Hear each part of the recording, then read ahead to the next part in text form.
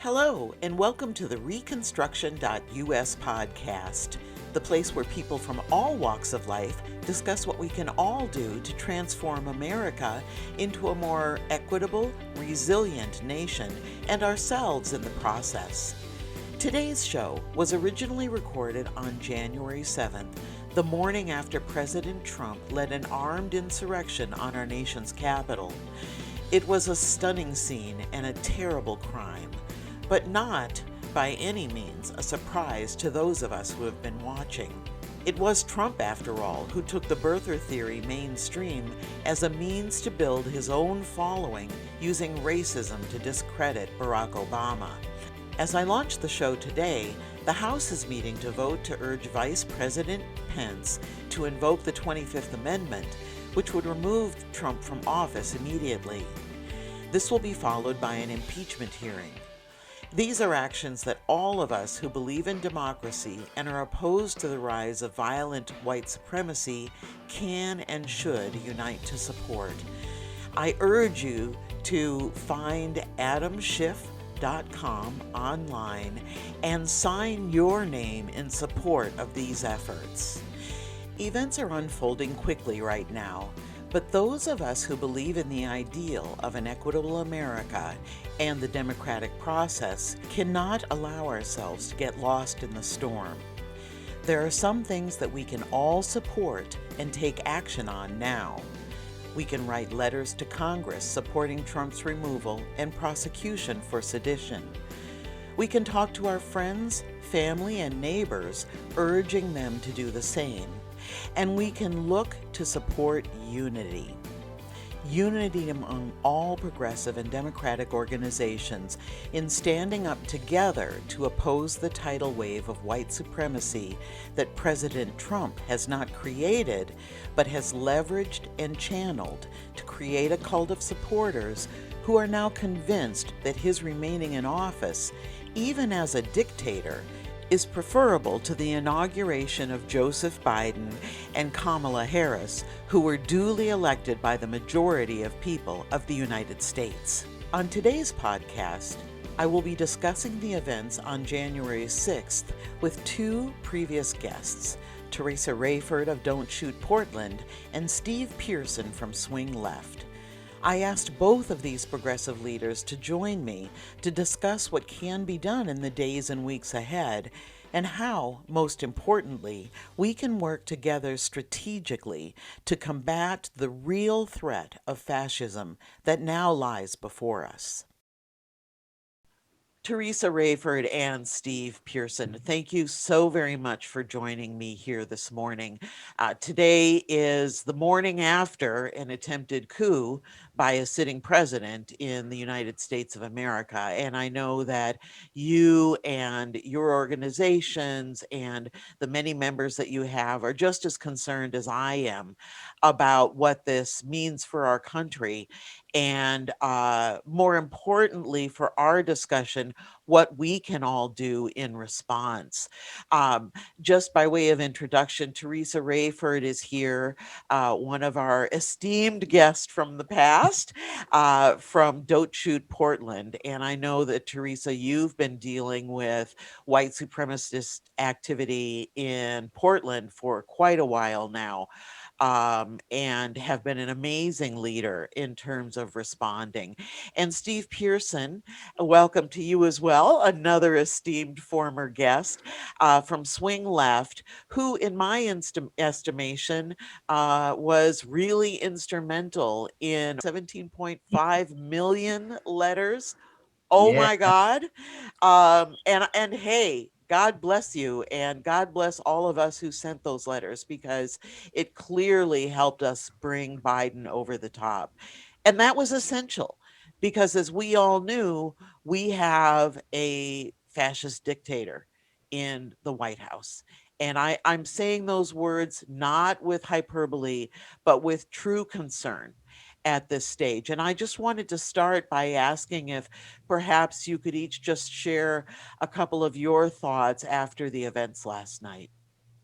to me, it's direct evidence of what we've said and what has also been directed through our voices and our communications as activists for people to be accountable for. And what is happening is just that evidence unraveling itself. I looked at it from a position of still being in protest mode and thinking about all the times we testified to all these atrocities and all these inequities, and how the testimony turned violent, but not because of our behavior and not because of the way that we presented ourselves. And then I'm seeing that what's happening here, and it's just, I think there's people outside of community activist groups that needed to witness what's happening. But I think we all need to witness it and understand that, just like the title of your show, this is for reconstruction. This is something that should have happened after the Emancipation Proclamation. And I'm not talking about the storming of Congress, but I'm saying the embarrassment of who we are in this country and what we stand for, and how we've established this priority to embolden white supremacists. Mm-hmm. So Yes, absolutely. And Doctor, so it's, I mean, Malcolm X would probably say chickens coming home to roost.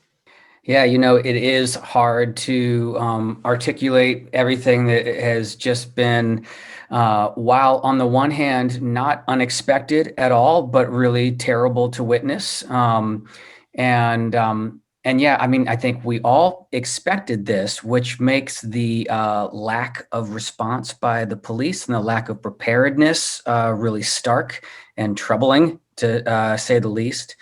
And The other thing you mentioned, I mean, obviously Trump is responsible for this in his rhetoric and his, as you said, he is a fascist, and there's no hyperbole there. But the GOP has been laying the groundwork for this for decades. They laid the groundwork for Trump to assume office to begin with. And we saw even before the violence, just with these senators standing up to attack and block the votes of people and disenfranchise the votes of Americans, specifically Black and Brown Americans. They showed not just their complicity, but the design that they have had.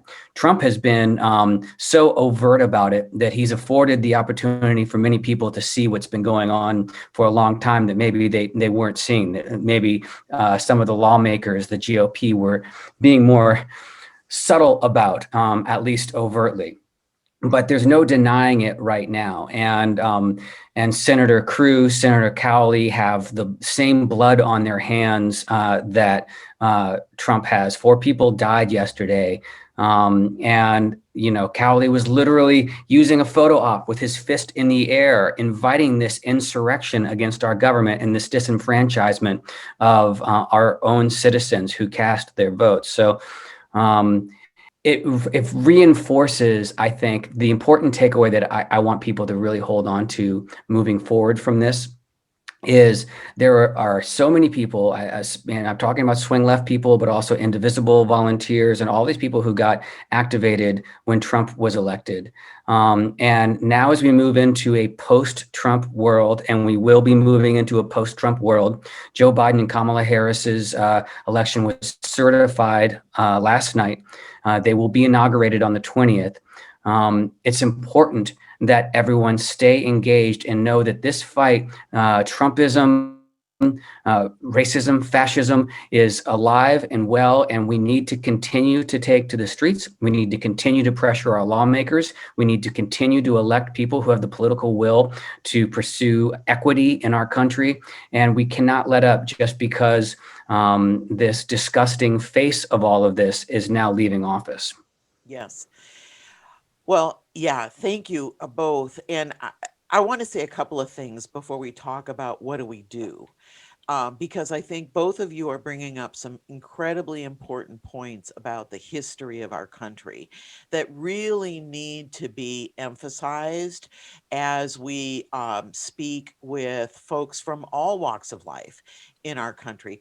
I specifically named my website and my work with this podcast, et cetera, Reconstruction, because in my view, I really see that since the inception of Fox News in 1996, I feel like I have literally watched the worst of what I saw when I lived in the rural South march its way across the United States.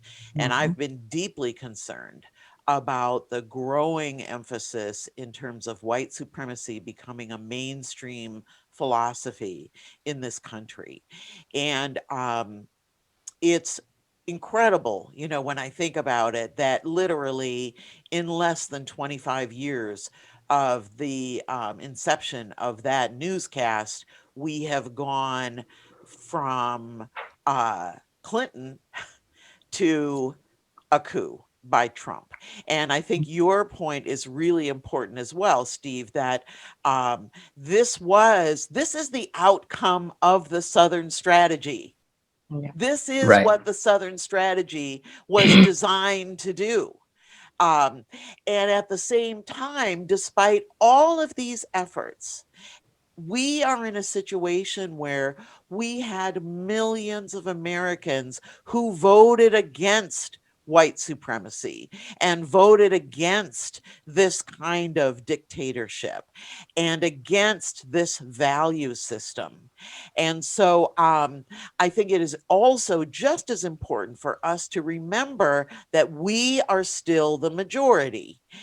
And if I look back in history, our students do not get the full picture of American history. You know, we don't learn enough about the race riots that have occurred generation after generation after generation, mostly white mobs, starting from before the Civil War and all the way certainly afterwards and through the Reconstruction period and all the way up through the 40s, where Yeah. it was an ongoing fight every single time, even here in Minneapolis, when you had a Black family move into a neighborhood in nice Minnesota and there was a riot. Simply to say that we have to be very clear about how dangerous this situation is. I think it's incredibly important that we, as progressives in the United States, and really anybody who believes in our democracy, find ways to take a organized and united stand, and that we do not just let this go and move on, that we really find ways as safely as possible to combat and respond in this crisis. And I'm really wondering what each of you have been looking at and discussing within your organizations about how to respond. Absolutely. Well, in our community, we've had these dialogues for several years now, because not only did we have the max stabbing where Jeremy Joseph Christian killed two people on public transportation here in Portland and was allowed to finish his drink and throw a knife at the cops before he was arrested. But we've also had people like Larnell Bruce, an 18-year-old, get ran down by white supremacists here through the European Kindred. We have the Proud Boys having coffee in our city hall with our mayor. You know, we had to deal with the feds being called in after Portland police spent 100 days tear gassing and assaulting peaceful protesters. I mean, we've seen the element of difference in the transaction of life and how we're treated in society, overwhelmingly in Portland. And for the last couple of months, everyone's been able to see that. So what we've had to do for the last 50 years of my life is we've counted on building community. We've counted on building mutual aid and systems of community access that don't have anything to do with the violation of our civil liberties or community policing. Because if we want to, you know, have a force to reckon with the white supremacy that is taking place right now, and it's nothing new, it's been engineered, it's been growing, then we have to look into our communities to figure out what do we need to do to build community resources? What do we need to do to continue educating our youth and our families and people that need to be involved in the political engagement tool? We use civic engagement for every 4 years or whenever we need a new mayor or a new senator, but we need that to be a daily process if we ever want to see construction or reconstruction in America. Our values aren't going to change just because we elect someone that we all get along with or that we think is not as bad as Trump. The value that we've learned from what Trump has done is that these things existed so that these things could take place today. Mm-hmm. They've existed for hundreds of years so that the things that are happening right now could take place today. When I saw the protests in Portland and I saw the response of our leaders, it was anti-Blackness that was causing the violence against the protesters. They were doing it as if they were, calling these people that were showing up race traitors. And we're in 2020 at the time. Nothing has changed. In 2021, we are seeing what that looks like in real time. And for people to even make statements that, oh, I'm so embarrassed about what's happening in this country right now. Look at where we are right now.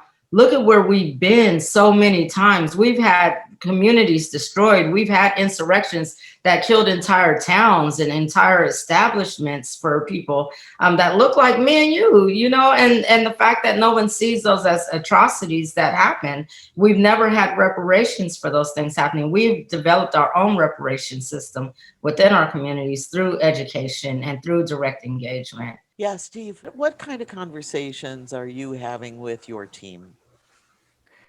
Well, first of all, let me just say how much I appreciate what Teresa just said, because 100%, the change, the engagement, the day-to-day activity needs to be poured into our communities.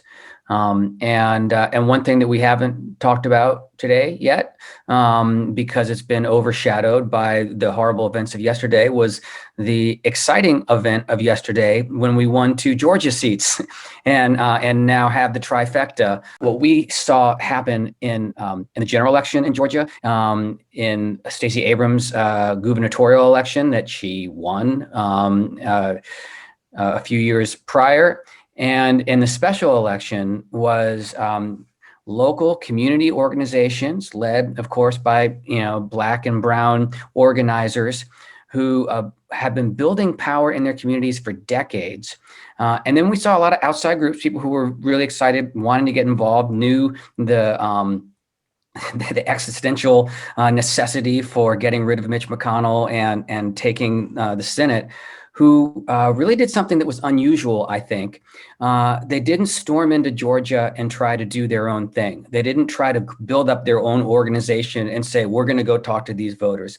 They actually allowed these local community groups to lead. They came in and said, where do you need us? How can we support you? Is it money? Is it, do you need us making phone calls? Do you need us to help text? And that's the model that we should be applying everywhere. And that work has to happen all year round. Like Teresa said, not just every 2 years or every 4 years when there's a big election, because we're used to that, right? We're used to campaigns swooping in and saying, okay, we need you to support this candidate, and then going away. We need to build that power, that foundation, all year round. So we're really listening to what's going on and seeing where we can support the activities on the ground. Definitely, there's a lot of calls for Trump to be removed from office right away. That has to happen. That is a necessity. Also, lawmakers, as I mentioned earlier, who are not just complicit, but partners in this, need to be held accountable. They need to be removed and not allowed to hold office. There's no place for anyone holding public office who's a party to insurrection in our country. I appreciate your thoughts. I wanted to throw out a couple of things that I've seen folks talking about, and I wonder if these might be some of the responses that we could galvanize people around. There are plenty of actual legal actions that can be taken, but in my mind, they don't even necessarily have the ring um, of response that we need from the millions of people who voted for Biden and who really do support our democracy and our democratic process if we're not able to really demonstrate the kind of groundswell of support that will emphasize that this is where the majority are, that the majority is not with the folks who climbed the walls of the Capitol steps last night. what we have to do now is be mindful that it's not on the Black people and the people that have been systemically marginalized to overcome racism and the white supremacist pandemic. White people literally have to start organizing against white supremacy in a way that is going to help us realize that trauma is not ours to bear. We can't do it anymore. If you haven't noticed that the Black people are sitting back watching this, like myself, feet up watching it by the fireplace and saying, wow, we told them this was going to happen. And what could I do with my body right now in this instance to change what is happening? Besides going out there and getting another death threat. I've been on kill lists this year. We filed lawsuits against Chad Wolf, Donald Trump, Ted Wheeler, City of Portland. We have settlement agreements. All these different things are happening, and it's still a part of the process. And the fact that we allow this type of process is the problem. It has to be systemically dismantled. We need to, my thought is that we should be working our butts off to figure out how to prosecute Donald Trump and the 7 people that empowered all of those active people. We need to identify who those people are. They need to, like the Attorney General and the mayor said, they need to be, held accountable. And I don't think that just suspending them or outing them in public is enough when you literally murdered activists in this state, in this country. Come on, we have unknown killers of activists across the country for doing so much less. Can we hold these people accountable? Can we do the same thing we did to all these young kids that are locked up right now? Make an example of them in this country so that no agency ever builds that type of force against the president, against our country, because the people are the ones that are supposed to be protected. We're not going to get there with calling people to rally in front of buildings anymore. We're going to get there with white people that have privilege and access to political power saying, I'm done with this. I'm going to divest from this. And I'm going to hold elected leaders that I invest in and that I donate to and that I endorse. I'm going to hold them accountable because they obviously haven't been talking to these people for all these years that these people have been out there in the streets saying all these things and telling you that this was going to happen. People that count on you, that vote for you, you haven't listened to, you haven't taken the time to sit down with them. You felt that you could ignore them because I paid you. Yeah. How many governors in every state have not talked to the activists on the ground and watched this type of violence play out? How many senators, how many House reps in our own communities, how many mayors have sicked the police on us every day? How do we count on them unless the people that say they are our allies literally hold them accountable? Because we don't have that energy and we shouldn't have that burden on our backs again this time. Yeah. Like right now, white people need to say, you know what? It's our time. Y'all sit back. Let me help you however I can, but we have to do this. You have to for your children. Our children are going to be okay. We've been fighting this war. We've had to deal with this. My family has stolen people on stolen land. We know that. That is an atrocity in itself. It needs to be done. Mm-hmm. Well, and y'all have to do that. We don't have the power. Yeah. Well said, Teresa. I'm just terrified. I don't know what's going to happen next. I'm sorry. No, listen, I share your fear. It's why I wanted to talk to you this morning. I've been frankly, I've been really afraid about this moment happening exactly the way things have been going down for a year and a half. So you are absolutely not alone. Yeah. One of the things that has been of greatest concern to me is if we look back at the lessons from the Nazi rise to power and Hitler's Germany, it's very clear that they were never a majority. They were a much smaller minority in terms of even the number of seats that they got in parliament, etc., as well as within the society before Hitler really took power. And by all accounts that I've been able to read, the weakness that allowed that to happen was the failure of progressives and democratic thinking and democratic valuing people in Germany to fight back. The other thing that was really instrumental was the consistent violence of the brown shirts, which in effect is what we saw yesterday, of the Nazi Party, who were certainly a minority, but it doesn't take that many people getting hurt on the streets for folks to be afraid to go out on the streets. And so I'd like to ask you to share your thoughts in terms of, again, what Teresa's saying in terms of white activist responses, but also real strategies and possibilities for uniting us across the many various forms of the progressive movement. Mhm. Yeah, and that's very stark. The comparison to the minority that was the Nazi Party and the brown shirts and all that. That's an apt comparison. And thank you, Teresa, again. I hear that call to action, and absolutely, it's all about accountability. And accountability to the Biden administration and local, Democrats that we've elected. As you said, they have been elected on a mandate to do certain things that an overwhelming number of Americans, a historic number of Americans, elected them to do, and we must hold them accountable. Biden is coming into a world that is so deeply divided, and he keeps talking about. I don't want to bash Biden because I'm optimistic and hopeful, but he keeps talking about how he wants to unite everyone. He made a speech yesterday where he said this is not who we are. I don't particularly think that's helpful. You can't try to wash over this by saying this is not who we are, because this is very clearly who we are as a country. We are a deeply divided and violently racist country. And if that is not confronted and dealt with honestly, openly, Kimberly and I had a great conversation about this. I think a lot of time white activists are afraid to step into this role because they're afraid to make mistakes or to say the wrong thing or to be viewed a certain way and everything. That's, excuse me. These conversations need to be messy.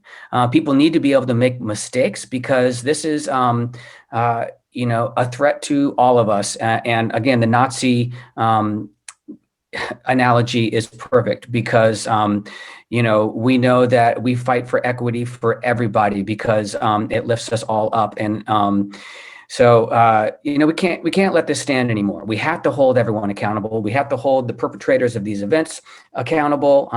We have to arrest everyone that was involved. The response from the police, as I said in the beginning, is I said deeply troubling. It's awful, and I know that my my black and brown friends watching this who have been on the other end of police brutality for so many years, to watch these white people with impunity stand in the face of these police with, as Joy Reid put it, with no fear of retribution, and have the police literally let them in. It's my heart breaks. I know that after and especially, as I said, Teresa, you've been on the front lines of this. You've been arrested and brutalized by the police, and to see this response from these absolutely racist, violent insurrectionists. I'll just say, kind of to wrap it up, that we were talking about accountability, and we were talking about where we go with this new administration in a post-Trump world where Trumpism is still very much alive. And I'll say that a lot of activists who jumped in again after Trump was elected, the swing lefts and indivisibles and those organizations, the resistance that has spent the last 4 years being the resistance, and then activists who have been in communities for decades before that, like the Black Lives Matter activists and community-based organizations who have been organizing in their communities for decades and decades.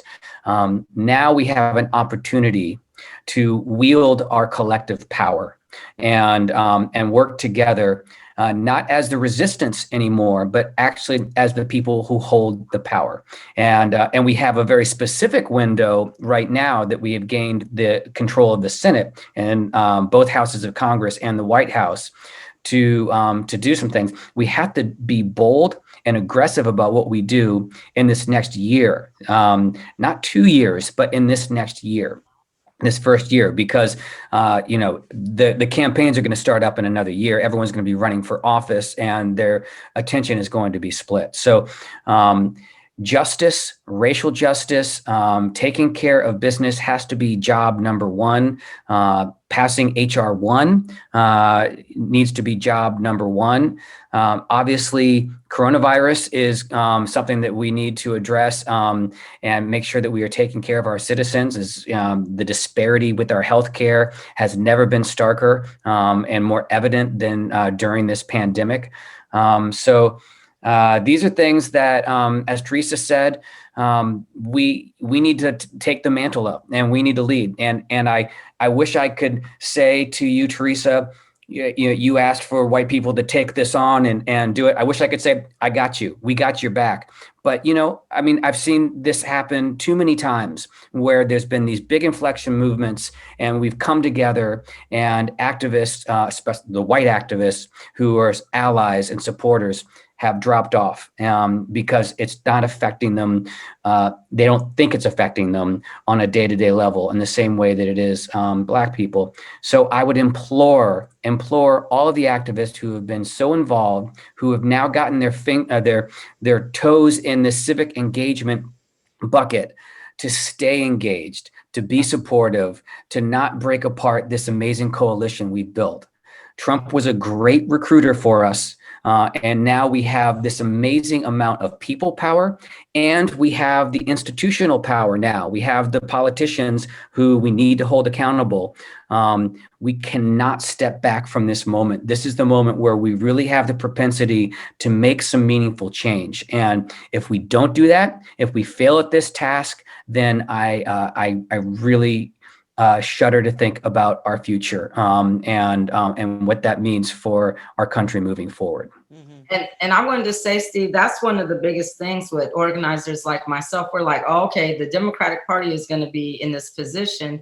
And it seems that they, usually and customarily have co-opted the movement of the people that are in the resistance and the people that are, systemically marginalized.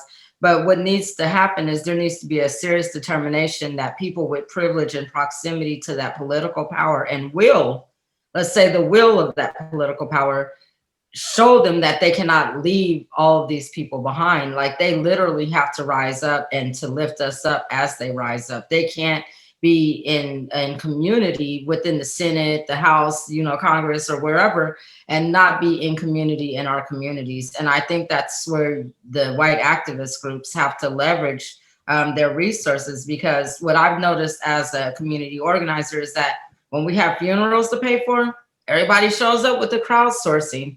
But when it's time for us to educate and organize in our communities, that's where we have the biggest struggle. We can't hire our volunteers. We don't get health care. We're not doing this because we feel like it's our conscience that needs to do it. We're literally struggling and trying to survive for our lives, and then bringing along anybody that's ready, willing, and able to do that. But there's not any sustainable resources there right now. We're all, in Portland in hiding. I haven't been home since June because of all the different things that are happening within our communities. And a lot of my friends and people that I'm connected with aren't checking in on me. They're not thinking, they're like, oh, you're good. And it's like, no, how do you feel if you can't see your mom and your brothers and sisters or, people you love? That's not me being good. You throwing some cash app, that's not me being good. Like y'all helping unhoused activists stay active, that's not us being good. Having systemic foundations, having the serious foundation of resources consistently coming in, sustainable. Our problems as Black Americans, as people of color in this country that are marginalized, they're not going to go away in 1 year. So we have to make systemic and social change that is abounding. That builds abundance, that creates that infrastructure. And I think that what we've seen with COVID and the inequities and how Donald Trump served up this whole political agenda for, economic and surveillance, and threw hundreds of millions of dollars into those infrastructures rather than care, health, and safety in communities that would create a direct advantage for people to survive. That should show us already the only way you're going to help people is if you invest in communities.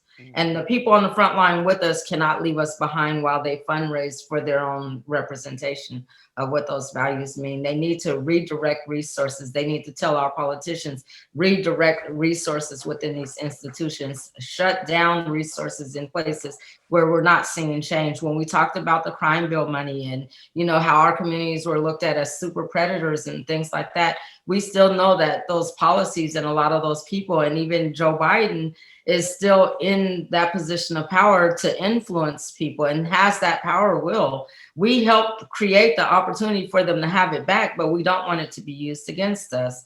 And the only way to ensure that it won't be is if we're working together, directly, like you said, but it has to be intentional by the players that have that access. We don't have the access, so we'll still be outside. Well, we're going to need to wrap up in a couple of minutes here. I'd like to just throw out a couple of ideas, if I may be so bold, to each of you. Because one thing that I've been thinking about throughout this conversation is that it actually wasn't just in Washington that these rallies took place.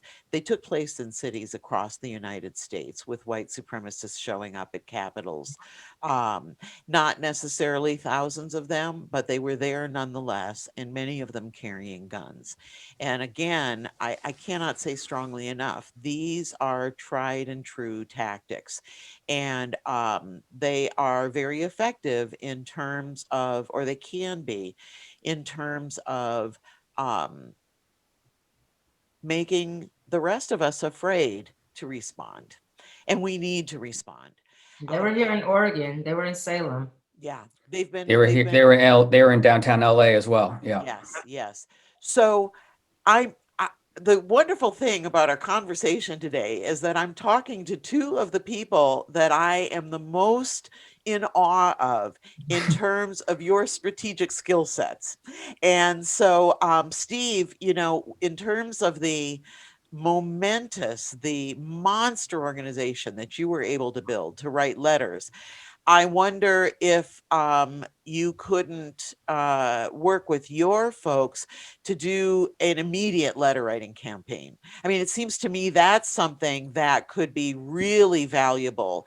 And people are already on board. We know it works. We know that you guys are really good at that, and really pumping as many letters as possible, not just emails, handwritten letters, so that Congress people can go in with piles of them as Yeah. they go onto the Senate floor and onto the House floor.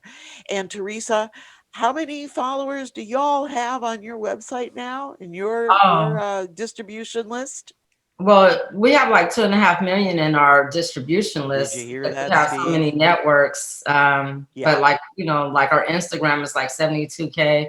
We don't have the numbers that, Swing Left or any of those organizations have, but because of the way we created like 14 different Twitters, 14 different Facebook, 14 different, all of those different agencies and groups that are connected to, like, they're all our social media outlets, but they all collect networking to different demographics of people that communicate with us. And so you have like the arts community, you have like all these different groups of communities Right. that are fighting for social change that get this content and share it in their networks. Yeah. And we have to control our own narrative. So we're Right. willing to do whatever we Absolutely. can to And organize so people. so there's one thing to talk about in the months to come. How do we deal with Biden? How do we push the agenda, etc. But in terms of right now, today, right now, this week, I would also like to propose to you, Teresa, are there ways that you could use that network to support the kind of letter writing campaign that I'm talking to Steve about? And conversely, you are phenomenal in terms of boots on the ground, rallies in the streets, in a peaceful way, to really try to make it clear, where the majority of people are. And it seems to me that we're really going to need both of your skill sets right now. We're going to need the networking and the letter writing, and we're going to need assembly. And the only way that those assemblies can be kept relatively safe is if they are huge. We Yeah. have to so outnumber the white supremacists that are going to be tempted to show up and counter us that they wouldn't dare. And I'm going to ask if you all have any final thoughts on that, and we'll wrap up. If I might jump in, because I'd Yes. love for Teresa to get the final word anyway, but I appreciate you're tying me to all the great success that Swing Left has had. I have just been a small part of it, and it's important that I also highlight that Vote Forward is the organization that really took the lead with the letter writing, and Swing Left has been supportive, and they've been a great partner with that. But they've really done some amazing stuff with letter writing, a lot of research-based stuff on what kind of letters work for what kind of actions. So I think it is very interesting to kind of think about how those letters can be utilized in this kind of context. The two kinds of letters that we wrote were, one, voter registration letters to encourage people to register to vote, and then encouraging people to vote. So for these kind of social actions, I think there's some learnings about what kind of letters will be effective there. So we make sure that what we're doing is really being effective. And the other point that is not lost on me, especially being here in Los Angeles, where hospitals are at negative capacity right now. We are literally the epicenter of the coronavirus in the world right now, and we have a new strain that is even more contagious that is starting to hit us.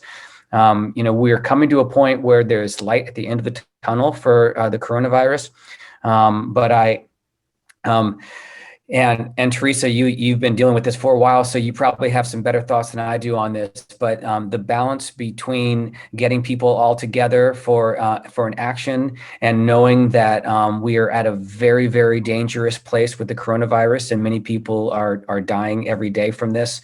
That's a tricky one.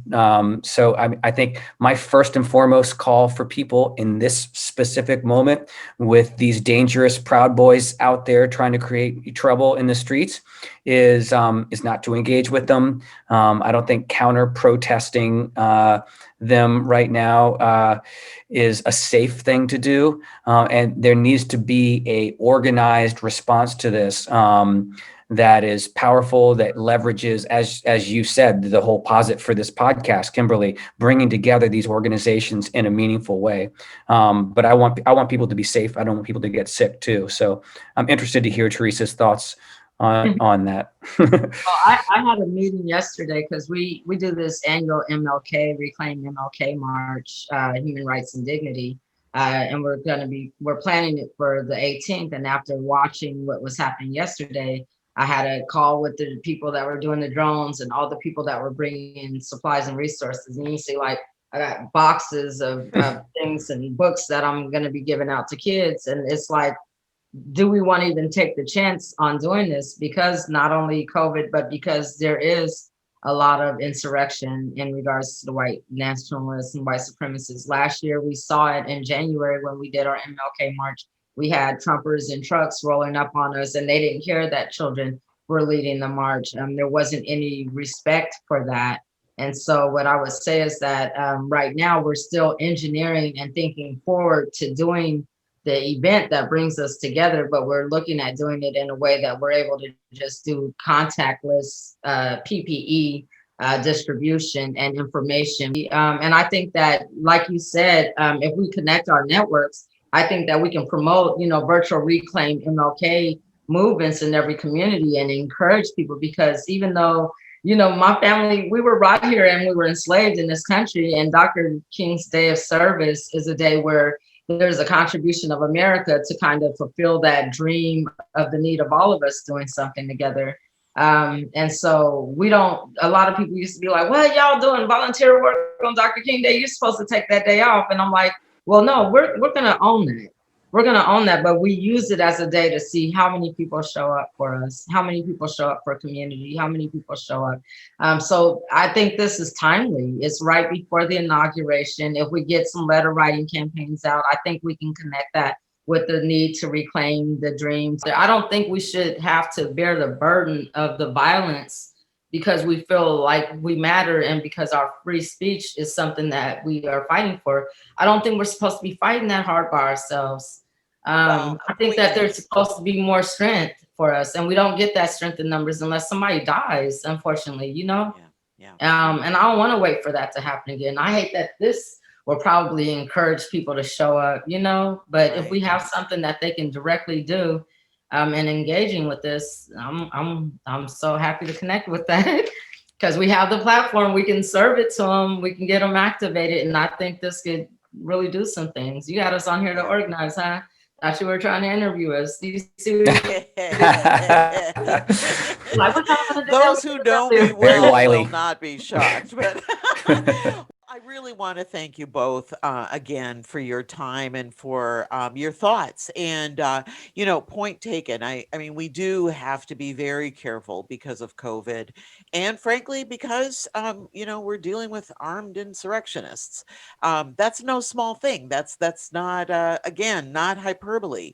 Um, but I definitely hope that the message that we can carry forward through our interview today is that organizations like yours and Steve, I do thank you so much for the reminder that Vote Forward is really the core organization with the letter writing campaign. I also had a chance to interview their leadership, and they deserve incredible credit. Uh, but I just really have to say, I hope that I have introduced two people that will keep talking. And I really hope that we can all move forward and find, I mean, we've got all this technology, we've got all these resources between all of us. And each of your organizations have the kind of followings now that can make a difference and can really support more than anything, making sure that it is very clear to the people in this country and across the globe that the vast majority of Americans do not support and will not support this kind of return to Thank you. a white supremacist society. We're So not going thank you to both so much. Thank you. And we're Thank you, not Kimberly. going back. Thanks, guys. This brings us to the end of this week's podcast. I hope that you have found it informative and that it inspires you to take action today. There are many organizations promoting emails on their websites where you can add your name to hundreds of thousands of other Americans who want Trump removed from office now. One option is Adam Schiff's website, adamschiff.com. You can find a link to sign his letter on our website page for this episode at re-construction.us. And don't forget to like, subscribe, and share this episode with as many folks as possible. Now is the time to come together and protect our republic. Thank you.